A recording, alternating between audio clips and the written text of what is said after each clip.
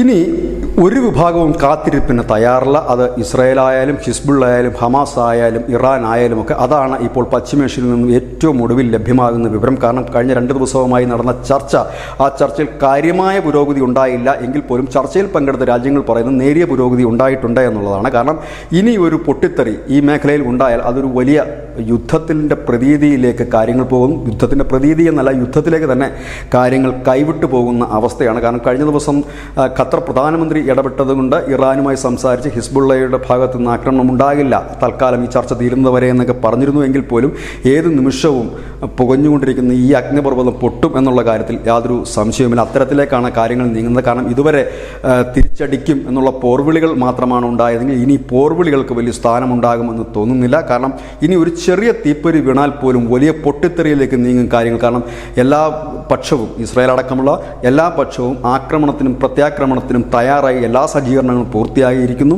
ഇനി എന്താണ് അടുത്ത ഒരു ആക്ഷൻ ഇല്ലെങ്കിൽ അടുത്ത ഒരു നീക്കം, അതായത് ചെറിയ ഒരു തീപ്പൊരി, അതായത് ഏതെങ്കിലും ഒരു ഭാഗത്തുനിന്ന് ഒരു ചെറിയ ആക്രമണം ഉണ്ടായാൽ അത് വലിയ തിരിച്ചടിയിലേക്ക് പോകും. കാരണം ഹിസ്ബുള്ളയെ പൂർണ്ണമായി, ഹമാസിന് പിന്നാലെ ഹിസ്ബുള്ളയെ തീർക്കുക എന്ന ലക്ഷ്യവുമായിട്ടാണ് ഇസ്രായേൽ ഇപ്പോൾ മുമ്പോട്ട് പോകുന്നത്. ഈ അവസരത്തിൽ ഇറാൻ കൂടി ഈ ആക്രമണത്തിൻ്റെ ഭാഗമായി മാറിയാൽ, ഇല്ലെങ്കിൽ ഈ തിരിച്ചടിയുടെയൊക്കെ ഇല്ലെങ്കിൽ അടിയോ തിരിച്ചടിയോ അതിൻ്റെ ഭാഗമായി മാറിയാൽ അത് വലിയ പൊട്ടിത്തെറിയിലേക്ക് തന്നെ പോകും എന്നുള്ളതാണ്. കാരണം ഇപ്പോൾ ഉള്ള ഒരു ചെറിയ പൊട്ടിത്തെറികൾ വലിയ പൊട്ടിത്തെറിയിലേക്ക് മാറാൻ നിമിഷങ്ങൾ മാത്രം മതി. കാരണം ഇനി ആരും ആർക്കും വേണ്ടിയും കാത്തു നിൽക്കുന്നില്ല, മറ്റൊന്നിനും വേണ്ടിയും കാത്തു നിൽക്കുന്നില്ല. News desk news.